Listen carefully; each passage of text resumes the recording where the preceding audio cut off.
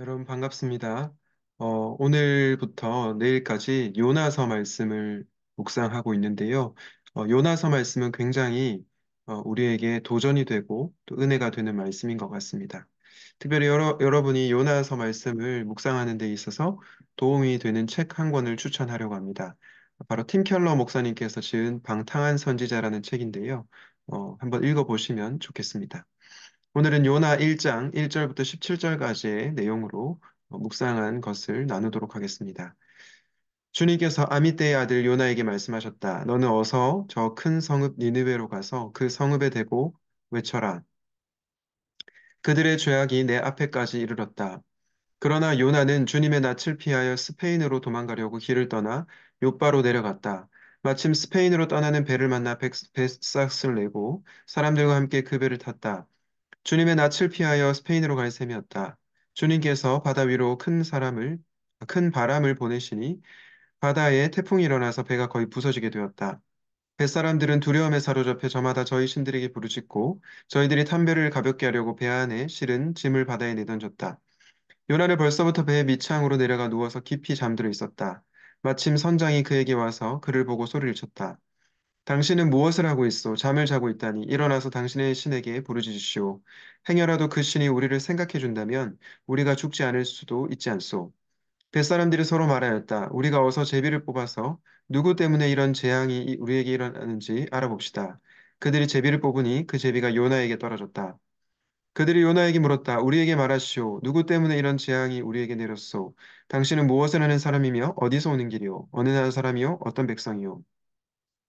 그가 그들에게 대답하였다. 나는 히브리 사람이요 하늘에 계신 주 하나님 바다와 육지를 지으신 그분을 섬기는 사람이요. 요나가 그들에게 자기가 주님의 낯을 피하여 달아나고 있다고 말하니 사람들이 그 사실을 알고 겁에 질려서 그에게 소리쳤다. 어쩌자고 당신이 이런 일을 하였소? 바다의 파도가 점점 더 거세게 일어나니 사람들이 또 그에게 물었다. 우리가 당신을 어떻게 해야 우리 앞에 저 바다가 잔잔해지겠소? 그가 그들에게 대답하였다. 나를 들어서 바다에 던지시오. 그러면 당신들 앞에 저 바다가 잔잔해질 것이오. 바로 나 때문에 이 태풍이 당신들에게 닥쳤다는 것을 나도 알고 있어. 뱃사람들을 육지로 되돌아가려고 노를 저었지만 바다의 파도가 점점 더 거세게 일어났으므로 헛일이었다. 그들은 주님을 부르며 아뢰었다. 주님 빕니다. 우리가 이 사람을 죽인다고 해서 우리를 죽이지 말아 주십시오. 주님께서는 뜻하시는 대로 하시는 분이시니 우리에게 살인죄를 지우지 말아 주십시오.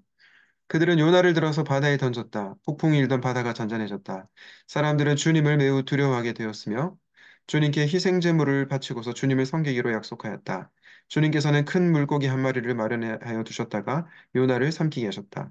요나는 사흘 밤낮을 그 물고기 뱃속에서 지냈다. 아멘.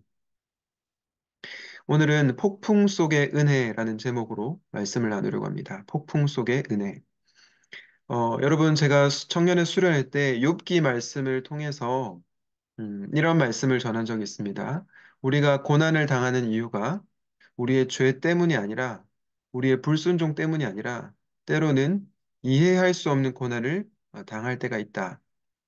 때로는 우리가 하나님 앞에서 신실하게 살아가는데도 이해할 수 없는 고난을 경험할 때가 있다라는 말씀을 전했습니다. 그런데 오늘 요나서 말씀을 통해서는 반대의 말씀을 좀 드리고 싶습니다. 우리가 하나님께 지는 죄로 인해 혹은 하나님께 불순종함을 통해서 고난을 겪을 수 있다는 것입니다.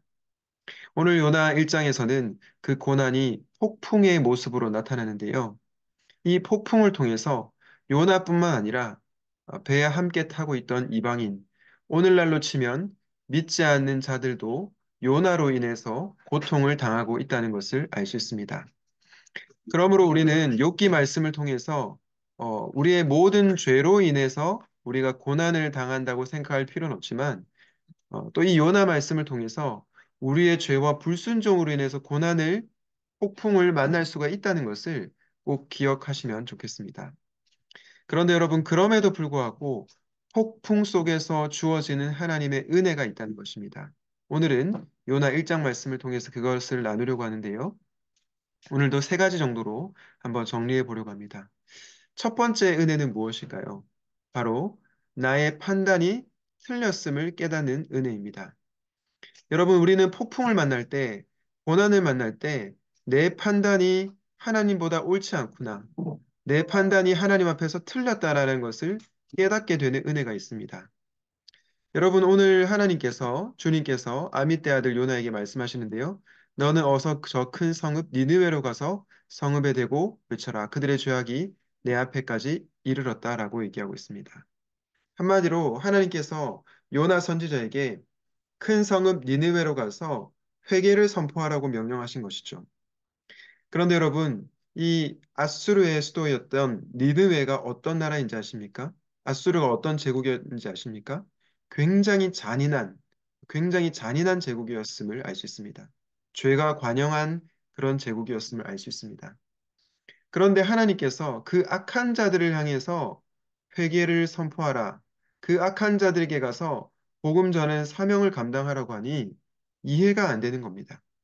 그래서 요나는 그 하나님의 말씀에 순종하고 싶지 않았던 거죠. 그래서 스페인으로 도망가려고 주님의 낯을 피하여 길을 떠나 요바로 내려갔다라고 얘기하고 있습니다.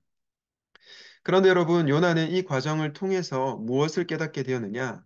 결국 나중에 자신의 판단이 틀렸다는 것을 깨닫게 되었습니다. 요나는 하나님을 어떻게 생각했습니까? 하나님을 인과응보의 하나님으로 생각했습니다.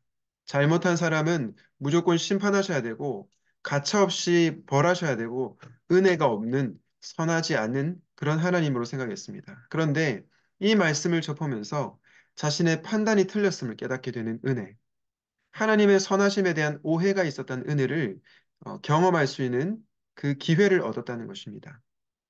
물론 요나가 그 깨달음을 얻지는 못했지만 우리는 이 폭풍을 만나면서 요나가 그런 기회를 얻었다는 것을 기억을 하시면 좋겠습니다. 폭풍 속에서 만나는 은혜의 두 번째는 어떤 은혜일까요? 바로 자신의 죄에 대해서 책임지는 은혜임을 알 수 있습니다. 오늘 요나로 인해서 이방 사람들이 같이 고난을 당하고 있는데요. 누가 이런 일을 어, 누가 이 폭풍을 만나게 된 원인이 되었는가라고 제비를 뽑았을 때 바로 요나에게 떨어졌다는 것을 알고 있죠. 그래서 그들이 요나에게 묻습니다. 누구 때문에 이런 재앙이 우리에게 내렸소? 당신은 무엇을 하는 사람이며 어디서 오는 길이요? 어느 나라 사람이 어떤 백성이요? 그러자 요나가 주님의 낯을 피하여 달아나고 있다라고 얘기하니까 이제 같이 타고 있던 사람들이 당신은 어떻게 이런 일을 하였소? 바다의 파도가 점점 더 거세게 일어나니? 라고 얘기하고 있습니다. 그래서 우리가 당신을 어떻게 해야 우리 앞에 저 바다가 잔잔해지겠소? 라고 얘기합니다. 그때 요나가 그들에게 대답하죠. 나를 들어서 바다에 던지시오. 그러면 당신들 앞에 저 바다가 잔잔해질 것이오. 바로 나 때문에 이 태풍이 당신들에게 닥쳤다는 것을 나도 알고 있어. 여러분, 두 번째 은혜는 어떤 은혜입니까? 자신의 죄에 대해서, 자신의 잘못에 대해서 책임지는 은혜입니다.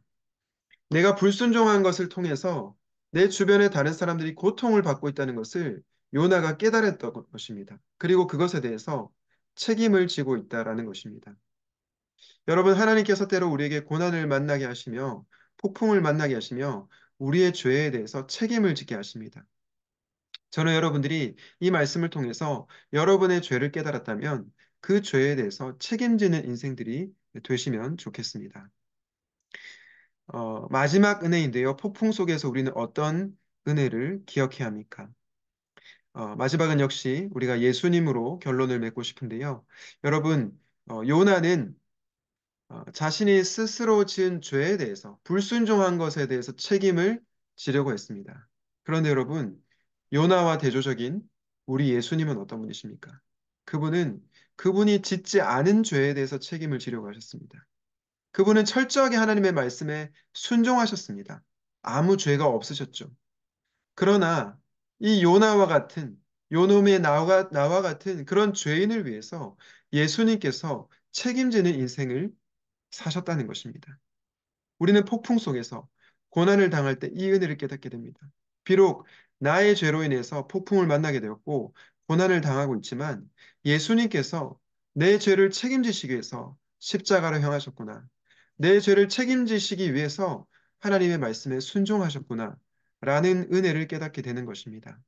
저는 여러분들이 고난 중에 폭풍을 만날 때 이 세 가지 은혜를 꼭 깨달으시면 좋겠습니다. 첫 번째 은혜 뭐였습니까? 내 판단이 틀렸음을 깨닫는 은혜. 하나님의 판단이 옳으심을 깨닫는 은혜였습니다. 두 번째는 나의 죄에 대해서 책임지는 은혜였습니다. 마지막으로 그분은 죄를 짓지도 않았는데 나의 죄를 위해서 대신 책임지시는 은혜를 보여주신 예수님이 계시다는 것입니다. 바라기는 그 예수님 앞에 나아가 저와 여러분의 삶이 변화되는 놀라운 은혜를 경험하시기를 주님의 이름으로 축복합니다.